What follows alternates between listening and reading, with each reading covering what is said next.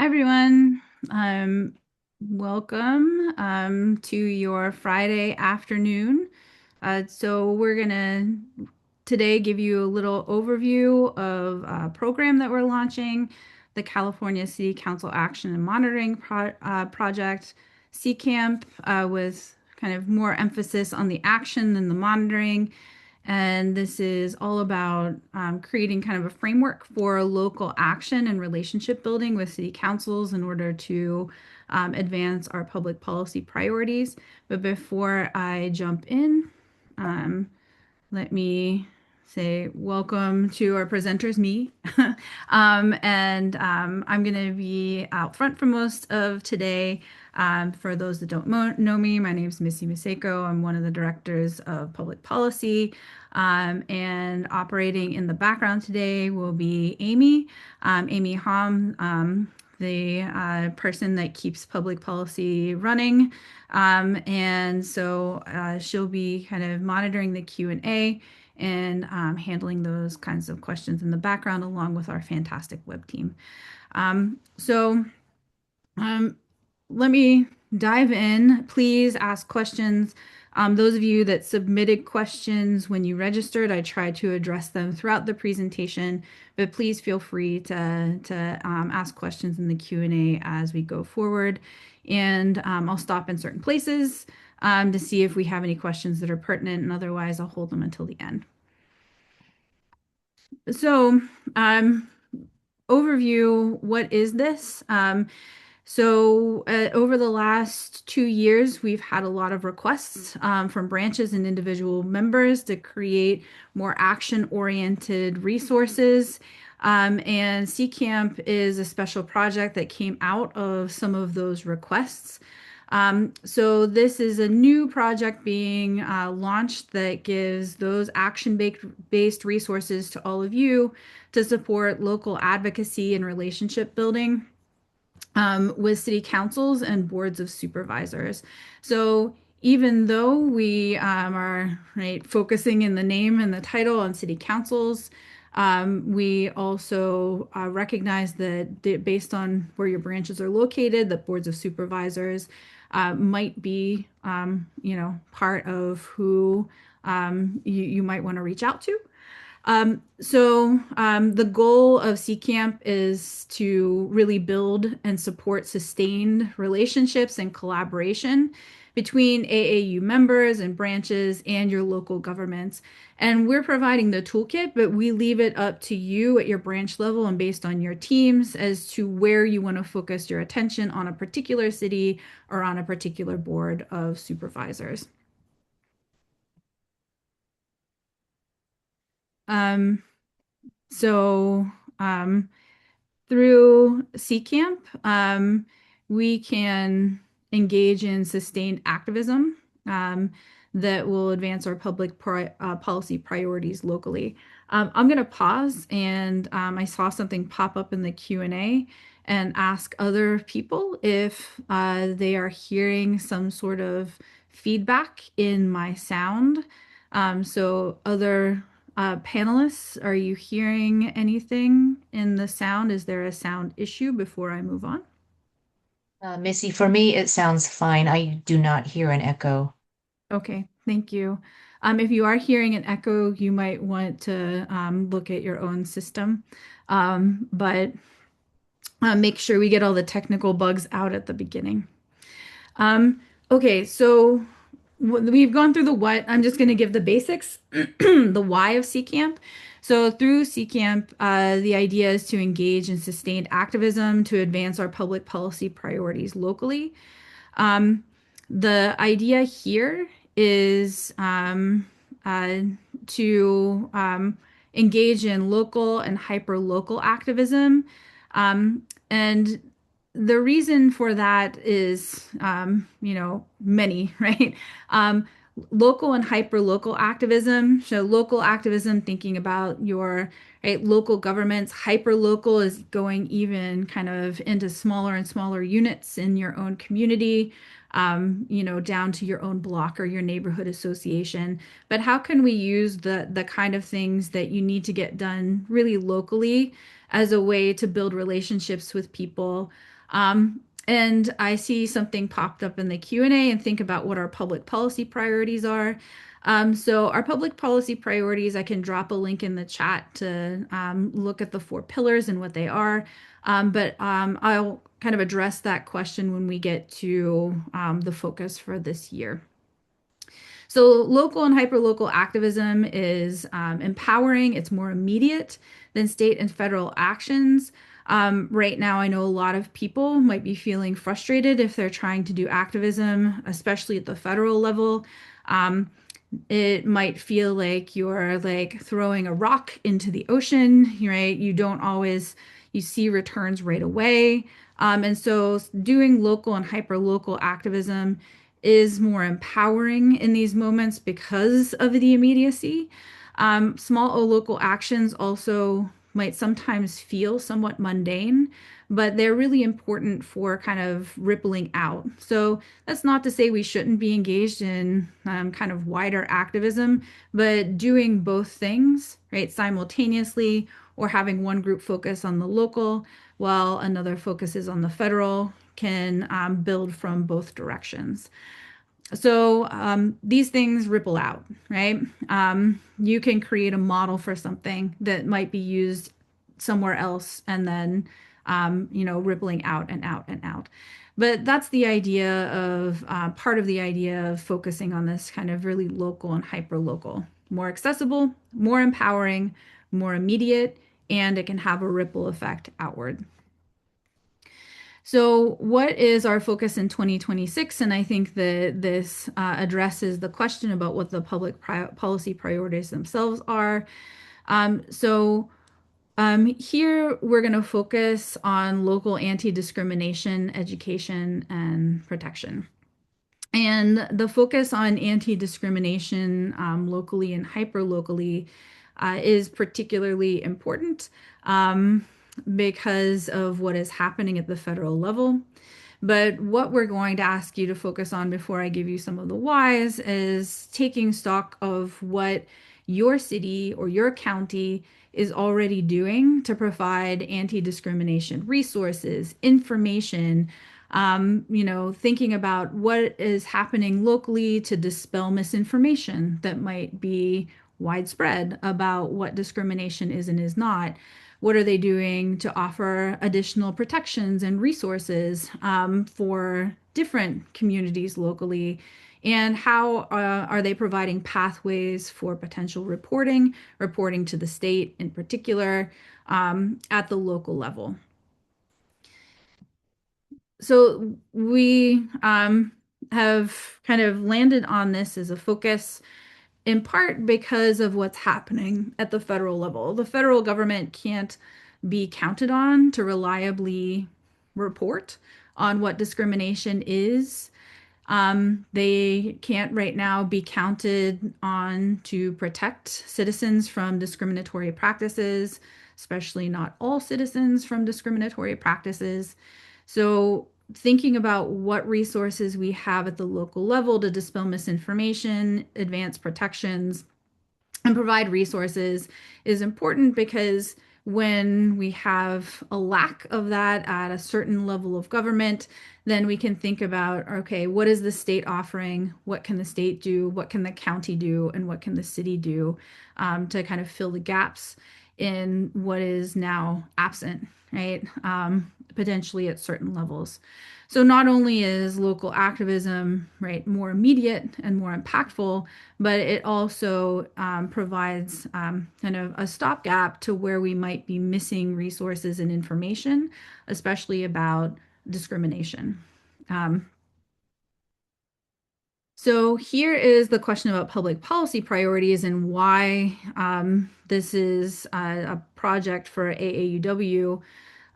Our public policy priorities are grounded in anti-discrimination, and the mission, right, of all that we do in public policy is right making sure that everyone has fair and equitable opportunities, right, in a diverse society, that we're advocating for social justice, that we're advocating for economic security for all women, for access to public education, increased representation and leadership.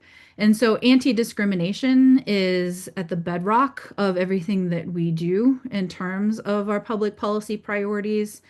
That means that uh, that plus the fact that our organization, the way that we are organized is right to have a state board, but to have local branches means that we're well positioned to work with city councils and county boards to advance these kinds of priorities locally. And one of those things that we can do that would advance a lot of our public policy priorities is to support ongoing anti discrimination efforts in all their forms locally. And I'll talk a little bit more about what exactly that looks like, but this is kind of the setup for the program.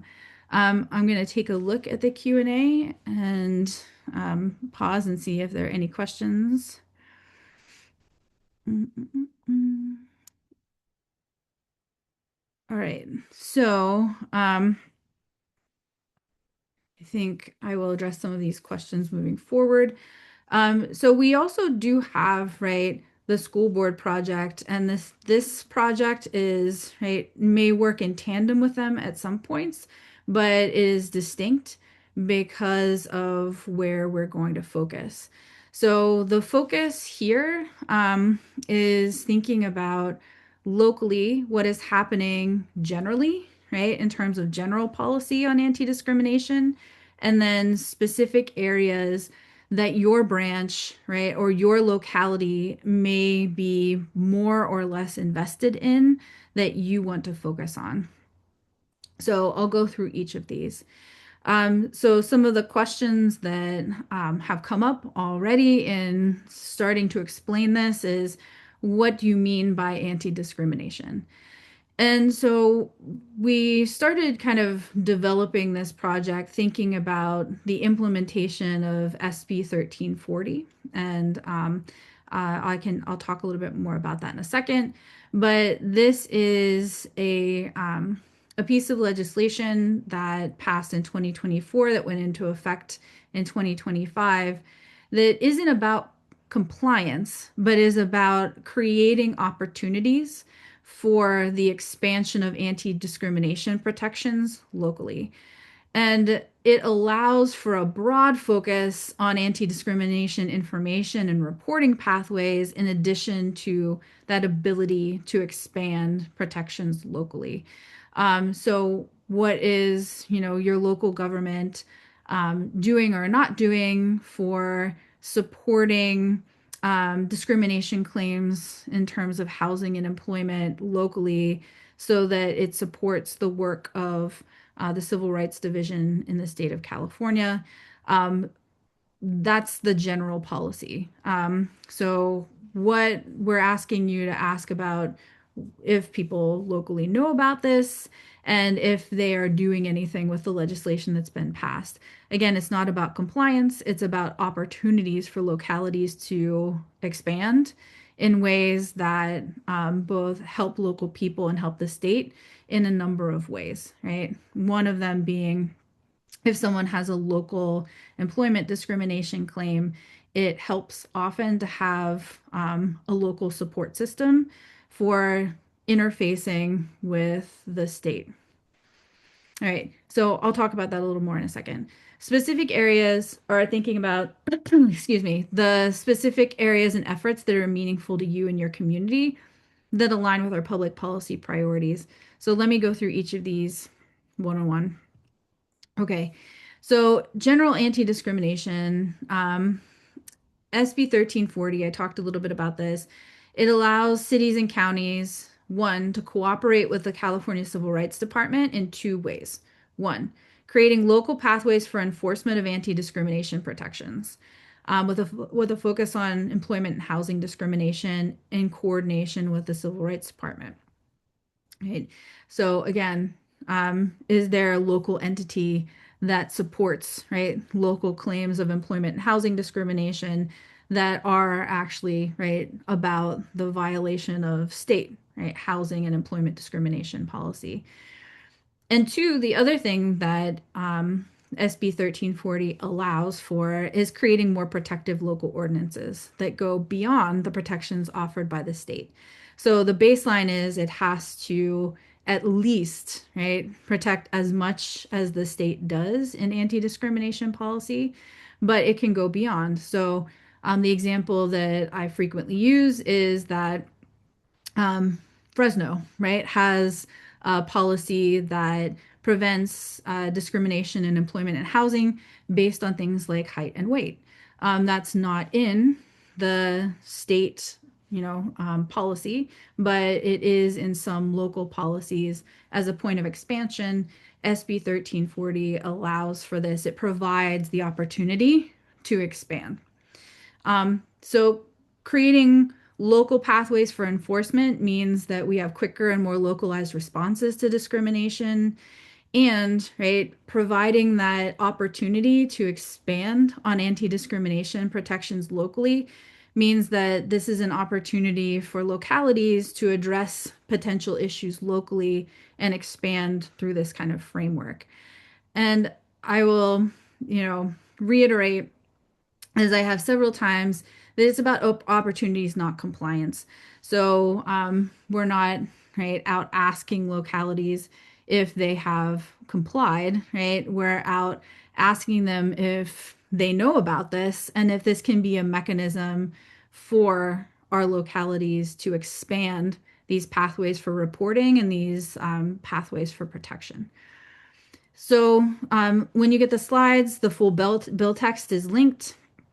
And we also have linked in today, there's a toolkit that has gone live, and we've linked some kind of talking points and some like larger explanation of what SB 1340 is.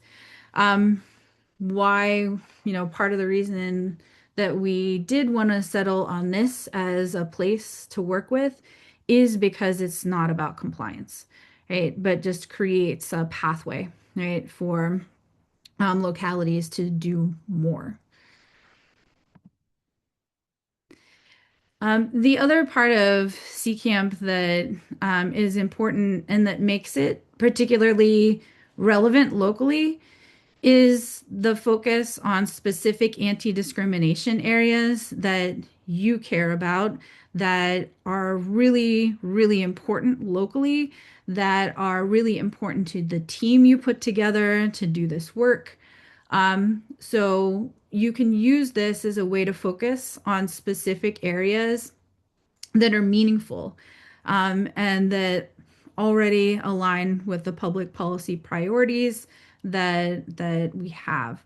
So here I just said you could focus on what your city's doing to kind of support anti-discrimination information and protections around communities that have been pretty under attack, right, for the last year, and the women who are part of those communities. So, right, undocumented communities, Spanish speaking communities, LGBTQ plus communities, right, communities of color, right? This is right, just example, but not limited to.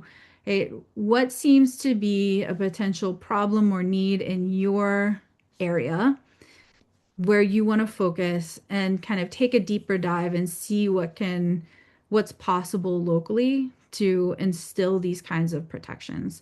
So in addition to asking about SB 1340, you can focus on any local anti-discrimination efforts and targets that are relevant to you and that align with our public policy priorities. So we've had a lot of questions about you know, uh, undocumented communities. And CCAMP provides a potential pathway for making those relationships and working on, right, discrimination protections and resources, um, educational and otherwise, for thinking about, right, what are we offering, right, locally. And before I get into this, right, kind of chart, this is something that I think is, right, like thinking about local anti-discrimination is really important right now too, because talking about it and dispelling misinformation really needs to happen from the ground up too throughout the United States, um, because there's a lot of misinformation, right, flying around.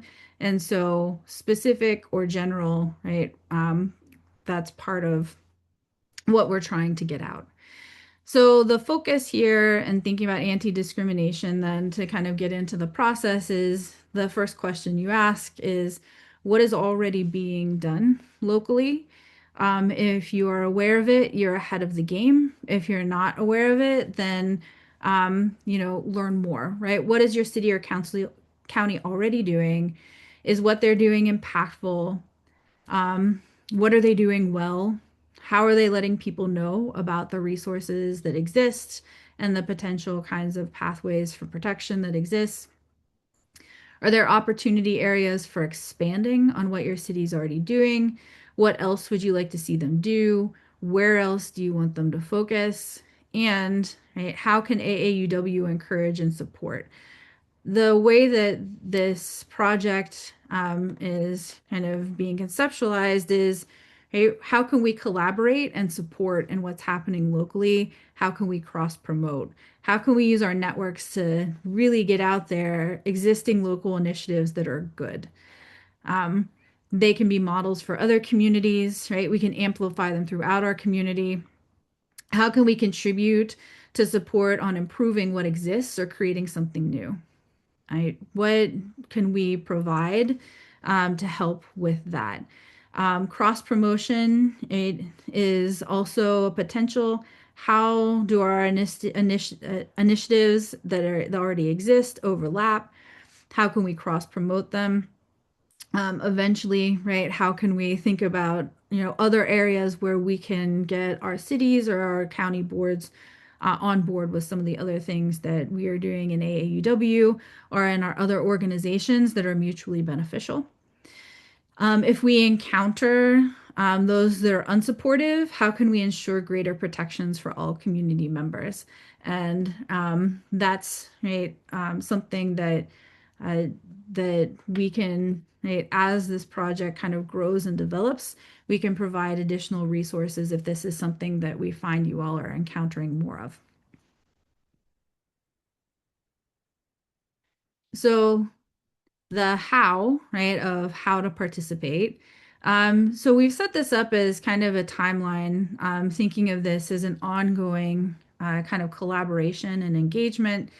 But we've given you a general set of steps that say maybe each month, right, you do one of these steps. So this is entirely right. If it takes you right 2 months to do something or 3 months, that's fine. We just suggest that you do these steps in order. And if you want to participate this year, that you get through step 5 around or before December 1st, so you can we can touch base, we can report back.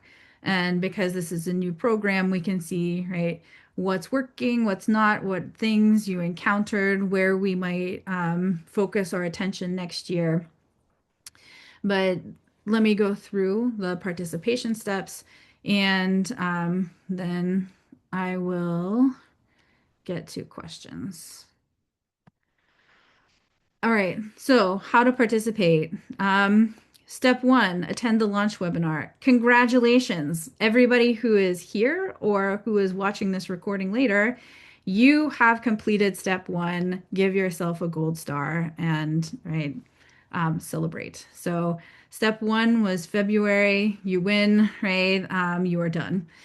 Step 2 is learn more and build a team. I suggest doing this as a team rather than an individual because it will probably be more useful to have a group of people to kind of engage in the different ways we're asking you to engage. So, step 2, read all documents in the toolkit. So, I'm going to switch over to the toolkit for a second. The toolkit is going to give you more resources, but and I need to change the name, right? But this is the toolkit. So the toolkit gives you everything that you need. It gives you an overview, some of the information that will also be on the slides today. It gives you more information about the focus, right? So everything that we just kind of went through and thinking about the focus, it provides that information. If inevitably, knowing you folks, you want more information about SB 1340, then you can scroll on down and get lots of information about SB 1340 and lots of links that are connected. So this is basically an extended version of what I just gave you about the what, the why, the anti-discrimination areas, and the why of AAUW. Um, how to participate. This is what we're going through now. So everything that's on the slides will also be here with additional links. And if you don't want to scroll, you can just click on each of these and it'll take you to the individual steps. And then we have some resources here that I'm going to get to in a few minutes and frequently asked questions. So I've already imported some from the webinar registration to here, but we're also going to go through them today. So so the importance here is just familiarizing yourself with the documents in the toolkit. Step two is identifying a leader and any team members you might want to work with. Choosing the city council or board of supervisors that you will build a relationship with.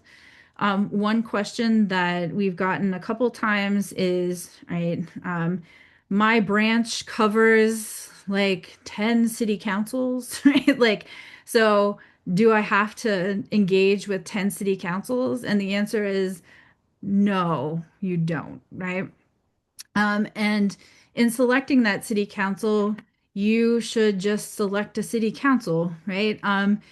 The point of local activism and hyper local activism is you don't have to do an assessment of which one you think will be the, best in terms of wider impact because you're really focusing on relationship building with any city council that you think will be relevant to your team and your group.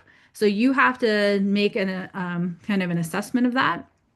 And if you choose to work with the board of supervisors, that is also totally fine. But you, with your team and your branch, choose a city council that you'll build a relationship with.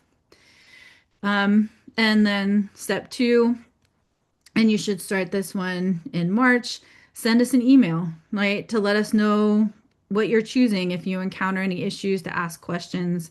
And if you send us anything about CCAMP, just put it in the subject line so that, well, Amy never misses anything. So I'd say so we don't miss it, but so that I don't miss it, but Amy will find it. So, but if you put CCAMP in the subject line, it'll make it easier to identify. So that's step two, just familiarizing yourself with all the materials that we put together for you and identifying where you want to focus your time and energy with this project. No bad choices on this, right? It's whatever works best for you and your team. Step three is an important step, and this is one where it's important to have a team. And this is just thinking about that question of what is your city already doing? So, what's already offered, right, in terms of anti-discrimination? How can you familiarize yourself with what's already available, with the information that's out there, with the kind of events that your city is already offering that might be providing anti-discrimination resources? And when we say anti-discrimination, we mean not just active anti-discrimination, but things that will prevent discrimination in the future. Um, so, and I'll talk about that a little bit at the end with the frequently asked questions. But look at your city website, right? Look at their social media accounts. Um, Look at their strategic plans. Look what community events they offer. Budgets are a place to find what they're already doing. Budgeting is moral. How we budget things is about morality and choices. So, what are your budgets telling you? Resources for businesses that are offered, since part of what we're looking at is thinking about anti discrimination efforts in employment, newsletters, citizen academies, right, when they're offered. And as you're looking through this, make sure that you're keeping a list of, okay, these are the things that they're doing well. These are the things where we could see improvement. Because it's important to note at least one thing that you appreciate about what's being done. It'll be important for next steps. It's also important for finding points of commonality and places to grow. But as you're doing this kind of work, identify a specific anti-discrimination focus area or a program or a priority area for your team. So I pulled out some things from the city of Long Beach, right? And thinking about just going to and looking at their website. I'm located in Long Beach, and so I, pulled some screenshots from their website and did kind of a, cursory analysis of what they have going on. And right on their front page, they have a link to immigration resources. So I did a deeper dive there. Say my team, right? If I have a team in Long Beach, maybe we want to kind of dig deeper into what's being offered in terms of this immigration information and resources packet. Then we can look through this, familiarize ourselves with it, and then, right, if this is a good model, right, go to the city and be like, how are you pushing this out? How can we amplify it? If this is an area where we might need more improvement, go to the city and say, hey, this is right, this is a great start. Like, can we help you with area X? Right? Whatever you identify as something that might be missing. So this is kind of the idea of step three, right? What is your city, what is your county already offering?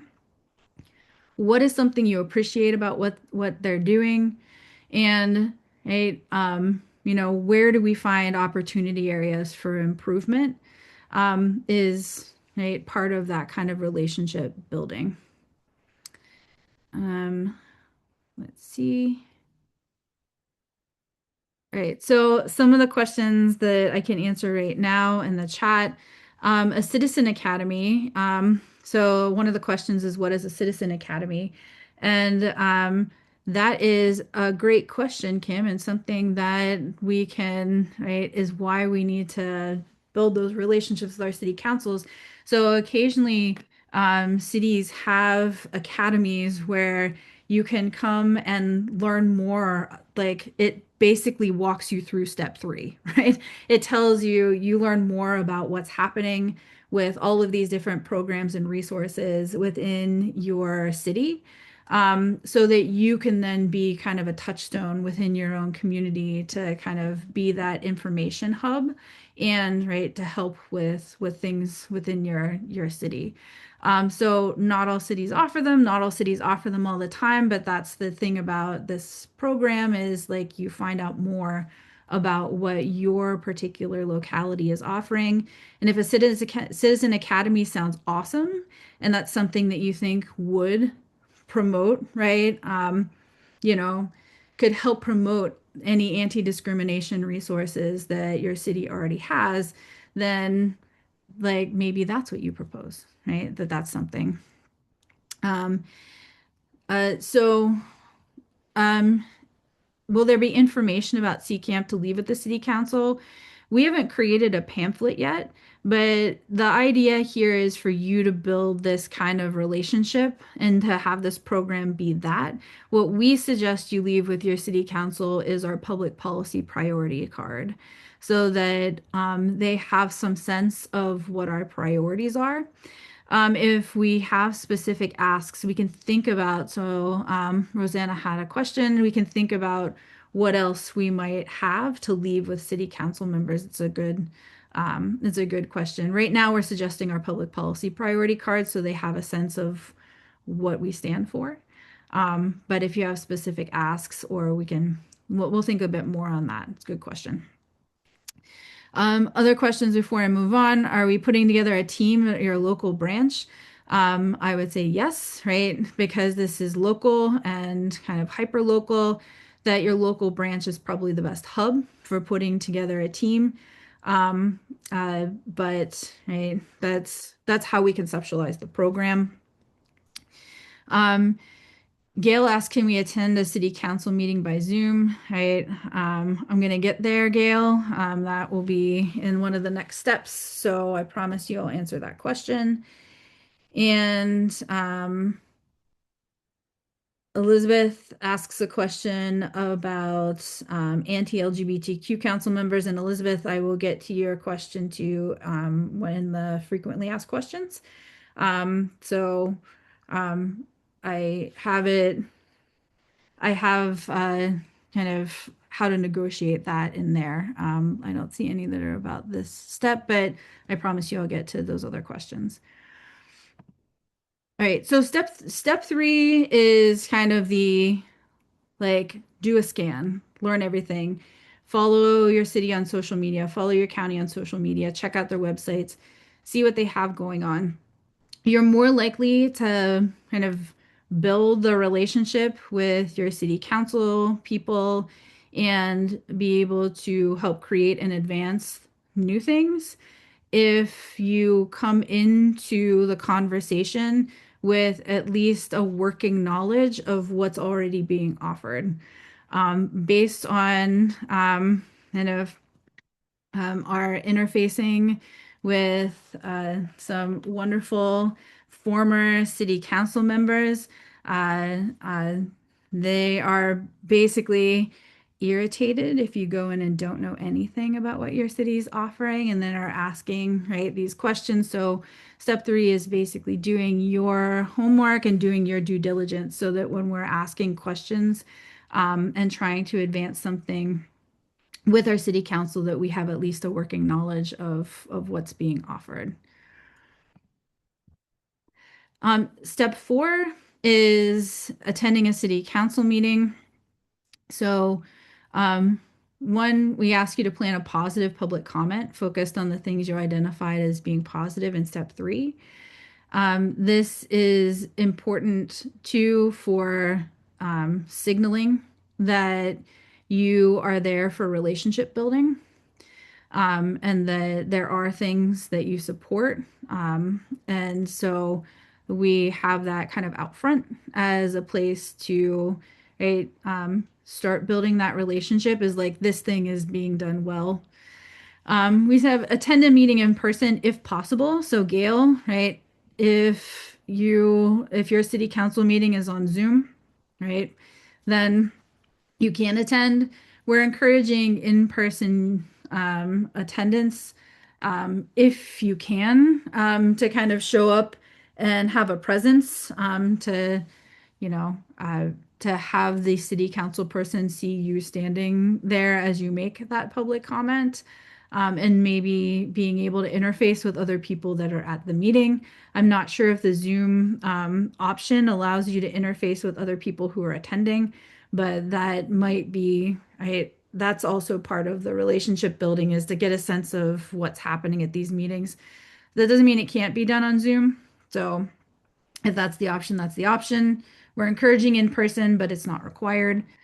Um, and at the meeting, right, sign up and make a positive public comment as a way, especially if you don't know your city council people, of right, getting them to know your name so that when in step five you send them an email, you're not cold emailing them and they have no idea who you are. And especially if you're, if you don't go to any city events or you're not involved in much and they don't know your name, then that's gonna, right, the first steps in relationship building are actually either participating in different ways and kind of getting your name and the names of AAUW out there if you're doing it with your branch or your team.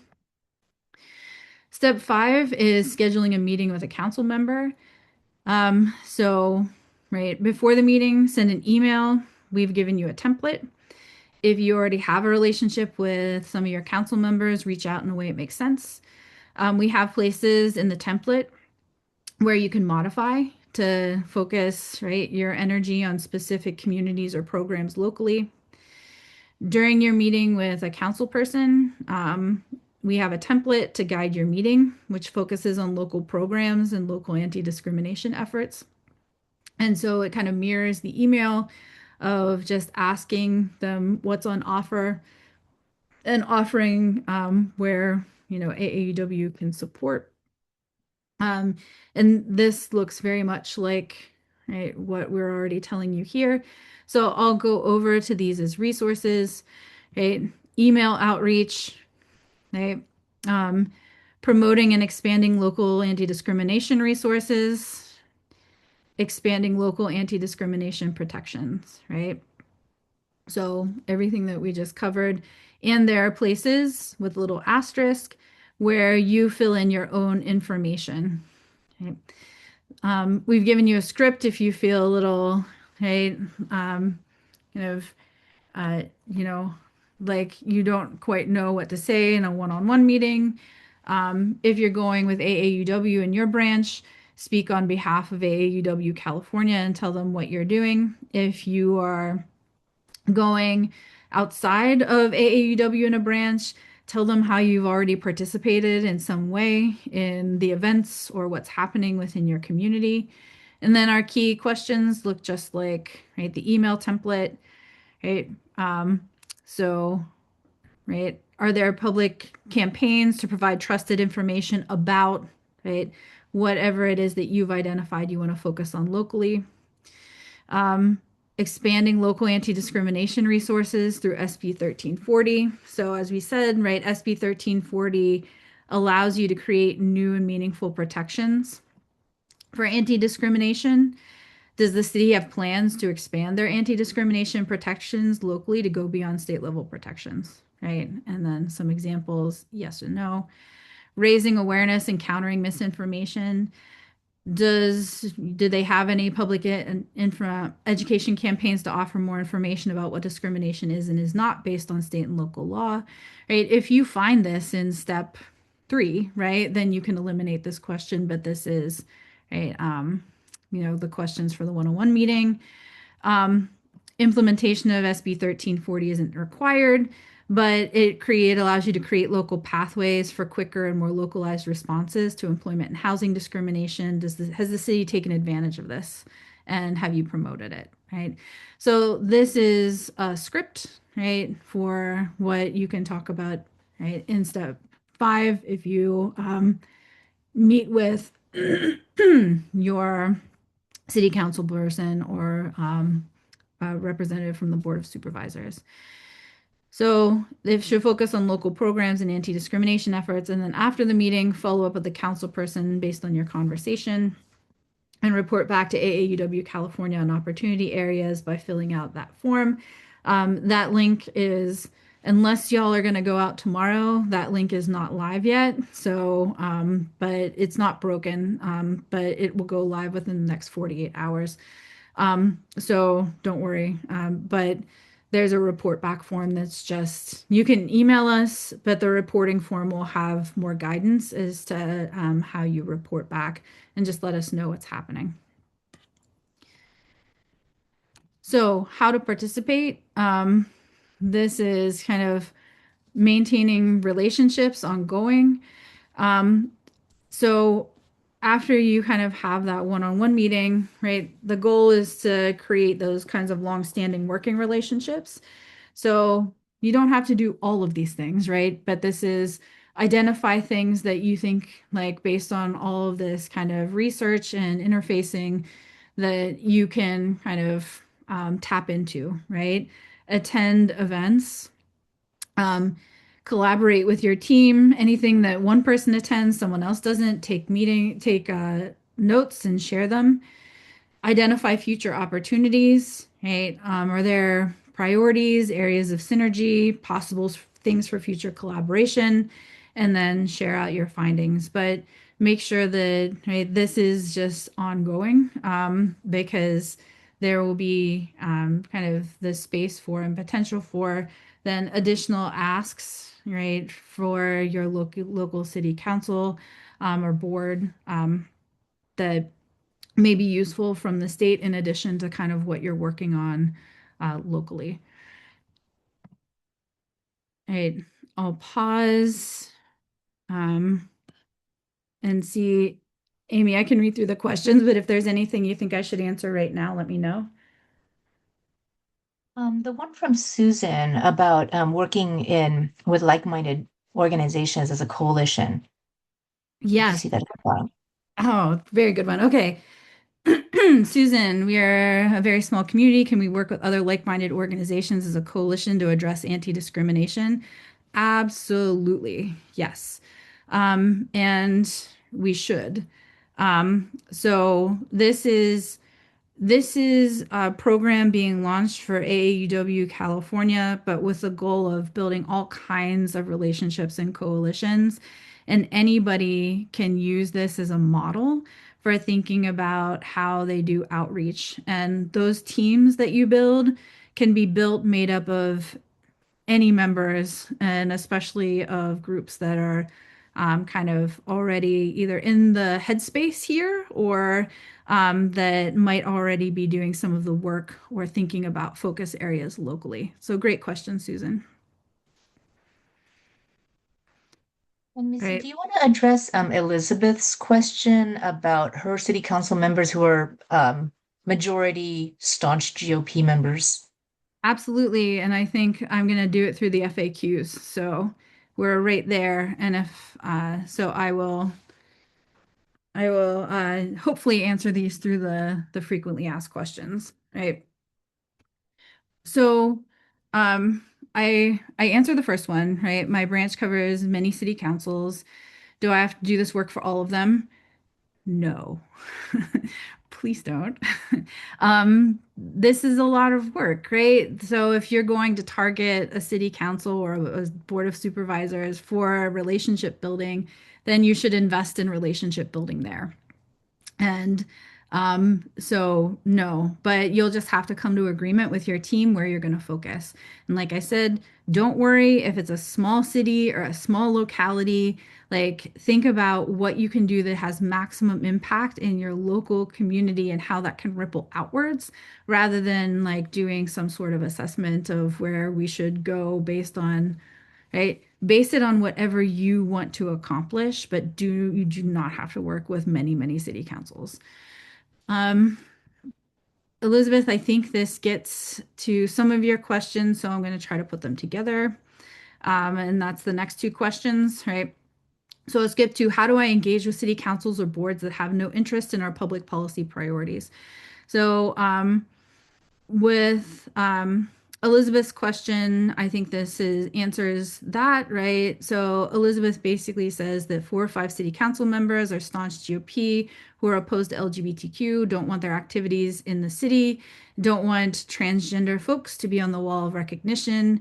They're set in their values and beliefs. What can we do regarding anti-discrimination? So here, I'm going to go to the FAQs, right?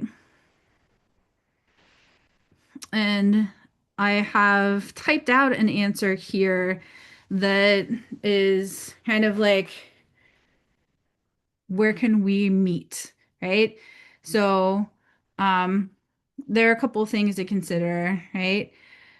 Where can we connect to nudge them forward? And Elizabeth, if you don't have the energy to do this, then like because it takes a lot of emotional and energy to kind of think about how we can meet on common ground to move something forward. But I will say that every local government has some level of interest in compliance, right, with certain kinds of anti-discrimination laws, right?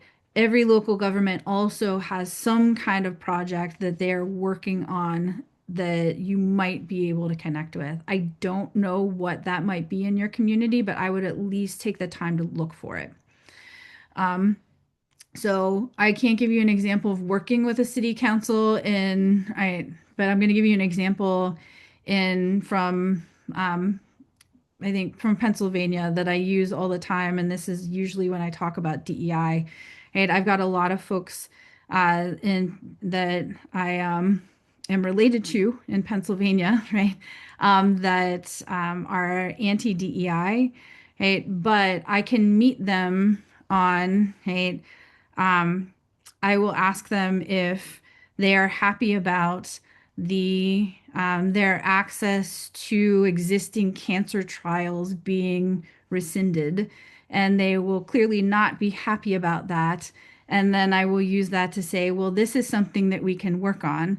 Now, why is that something that advances anti-discrimination and advances DEI?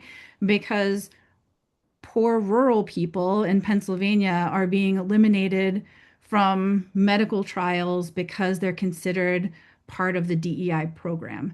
So that is an example of something that I've been able to connect with people who otherwise are either anti DEI or get a little kind of ruffled about talk about discrimination.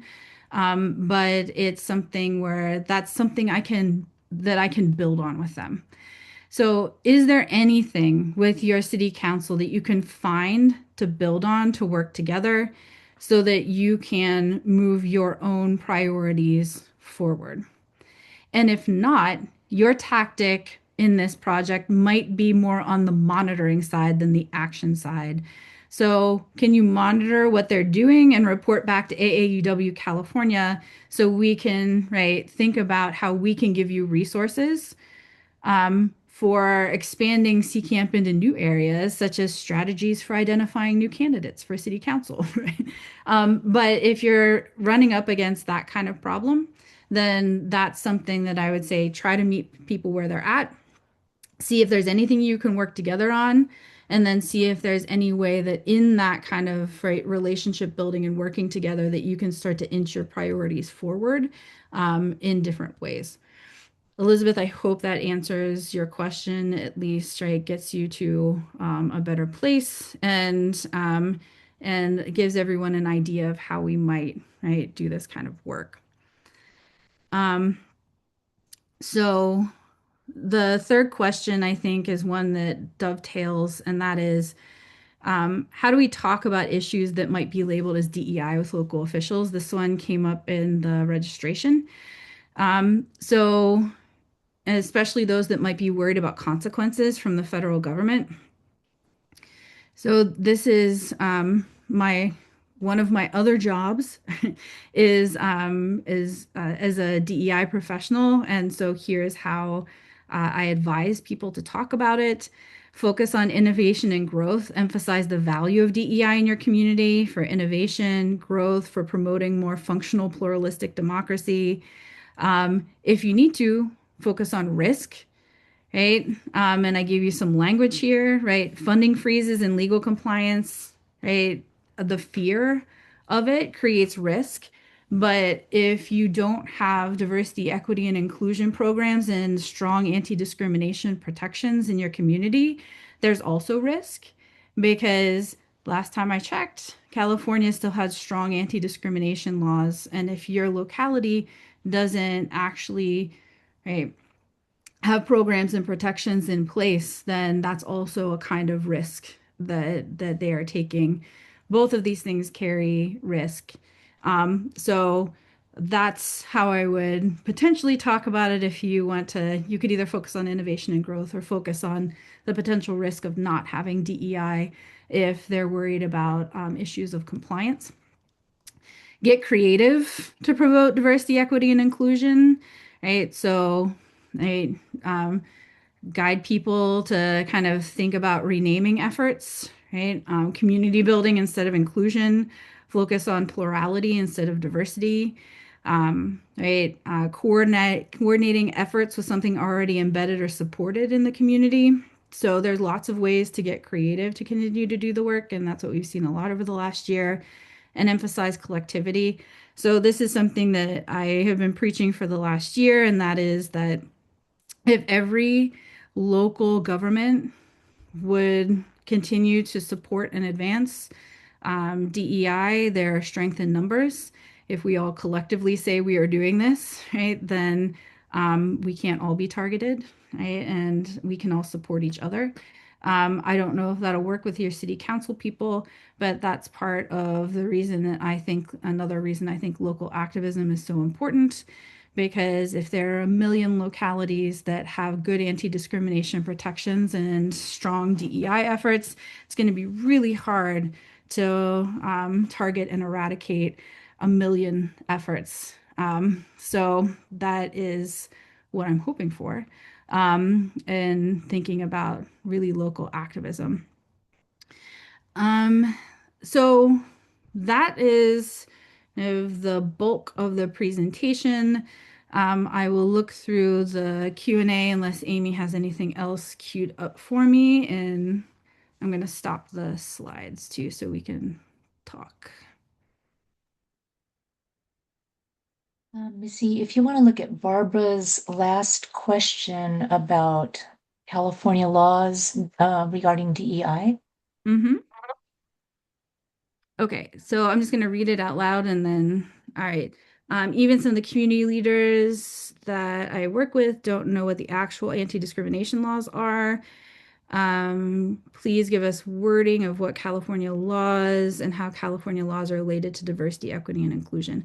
If the community leaders you work with don't know what the actual anti-discrimination laws are, they are the text of the anti-discrimination laws that SB 1340 targets, the Fair Employment and Housing Act, is linked in the toolkit.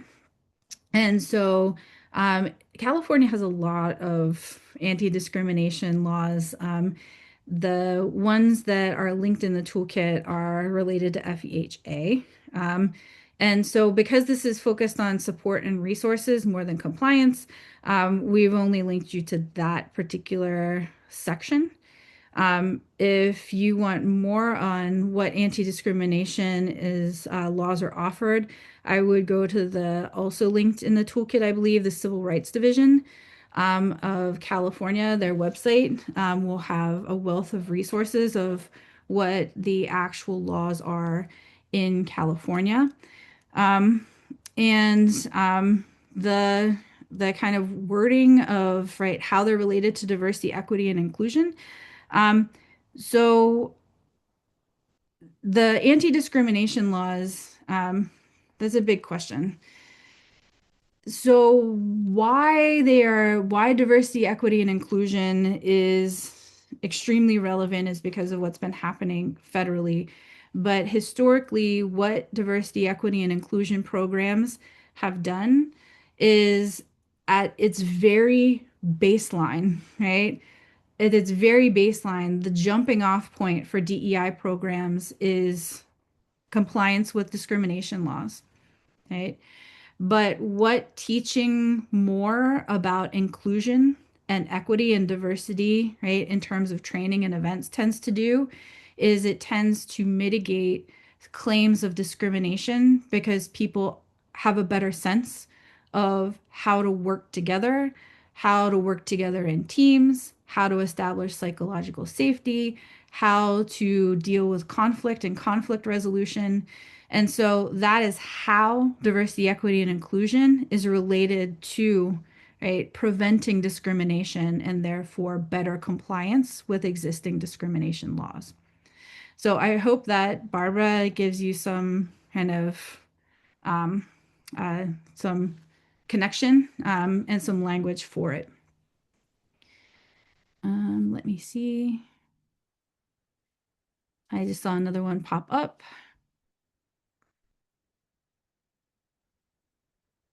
All right. If so, the question is if we turn out to be only interested in furthering one group, such as the LGBTQ community, and no others, would you still help even though we would be anti-D? No, no, no, no. Okay. So, if if you focus on the LGBTQ community in your location, then that's not anti-DEI. That just means that you're giving extra attention to one community that is in potentially more need of resources and support given federal attacks on that community.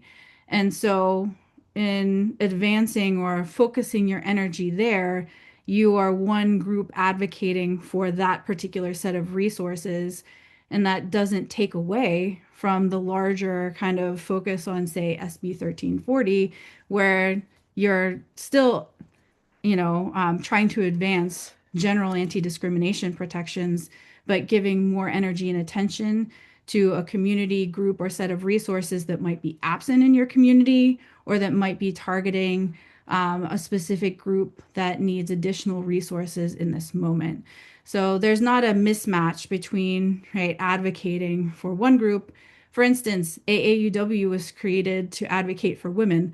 That doesn't mean that they weren't advocating on every front, right? It just means that there was a need at the time it was created in the 1800s, especially, right, to advocate for women as a group in the absence of, right, kind of state sponsored and other resources.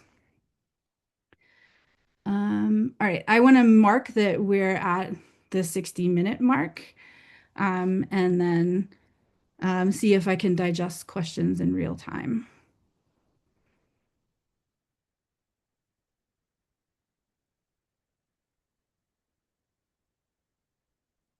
Um, and yes, we would still support you, right? As a group, that's part of what we're asking you to do is to target specific resources. I'm sorry if I misunderstood your question.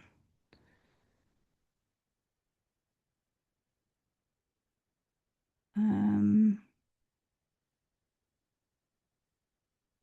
no problem, man. That's the problem of writing things, right? But we are here to support. And if that's where you're going to focus, I'm there 110% for you. All right. So, um, I don't know if I can adjust all these questions in real time, but let me see if I can. There's a long question about quotas. I do want to mark that it's 30, we're at 3 minutes after, though.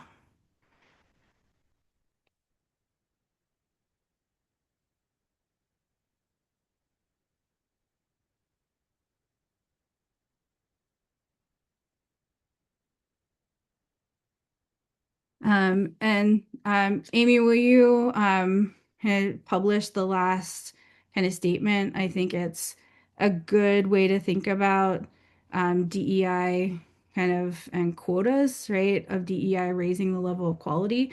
Although I will say that the quotas, right, have not been, right, part of the kind of compliance system or even DEI for a long time, especially in California. The in the education system since 1996, California has not had any sort of affirmative action, and we haven't had a quota system since Baki, like a long time ago. But what I would say is that what DEI does is it actually improves merit-based systems, right? Because it creates processes and practices that allows for the most qualified candidate, regardless of identity, to be chosen because it is highly standardized. But so this is a question about DEI quotas or a statement about it. Um, any other questions that I should address, do you think, Amy, as we're getting it around time? I think Miley has a quick one here, which is what do you advise about how often we should check in with our boards, affiliate boards, as we navigate the monthly steps recommended for implementation? Um, so I would say, right, you mean check in with the boards as in like the meeting, like the boards themselves. So I'll ask a follow-up. Right. So how often do you check in with your board of supervisors as you get through the later steps after step 5 and when you start going to meetings?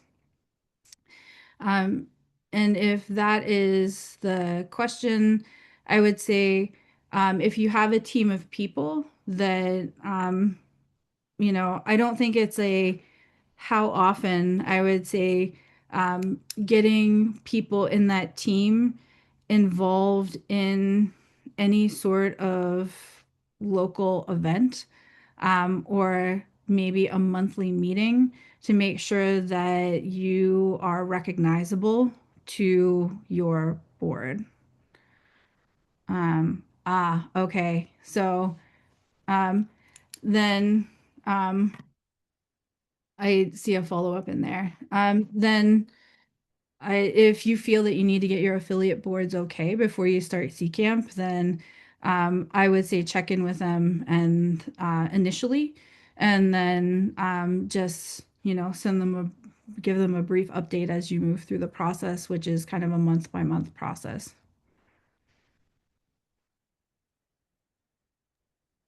Any other questions you think I should answer in real time, Amy? Just the final one from Amy Bisick. Will these documents be available on the website? And yes, we've shared the links in here in the chat today, but we will also be posting them in the web posting, along with the recording of today's meeting. Yes, and the documents themselves will be available if through public policy news. So links to these documents and kind of a summary of some of the things we talked about today will be available when our next issue of public policy news goes out, which should be in the next few days. And those will also be linked in the March issue of public policy news on the public policy website.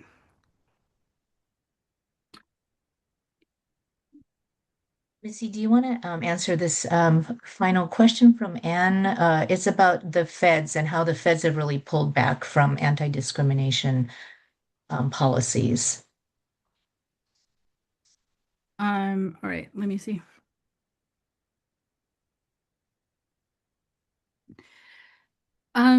So no, so the state passed SB 1340 in 2024, right? Prior to what the federal government has been doing.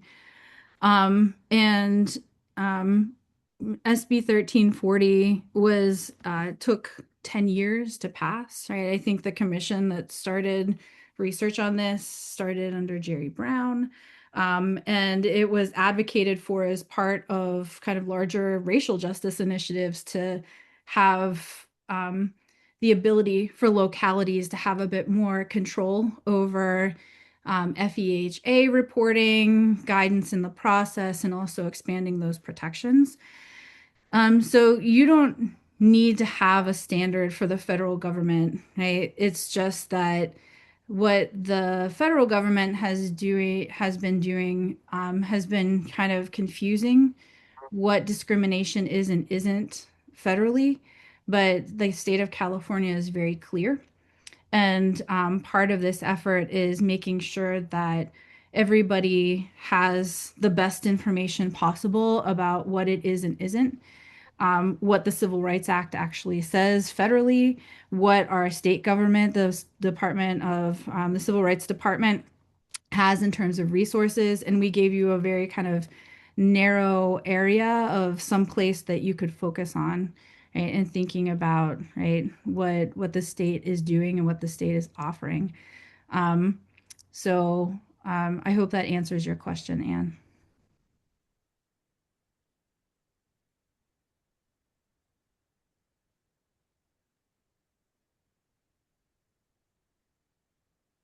Okay.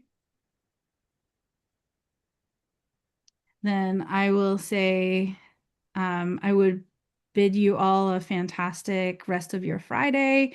If you are watching this after the fact, a fantastic rest of whatever day it is that you're watching this. And please reach out to us if you have any questions. We're just launching this, so we hope that it is a useful tool for you and that you can do great things with your local governments. We're here to support. Like I said, reach out to us anytime with questions, with ideas, with concerns, and um, we can't wait to hear what you do with this. Thanks, everyone.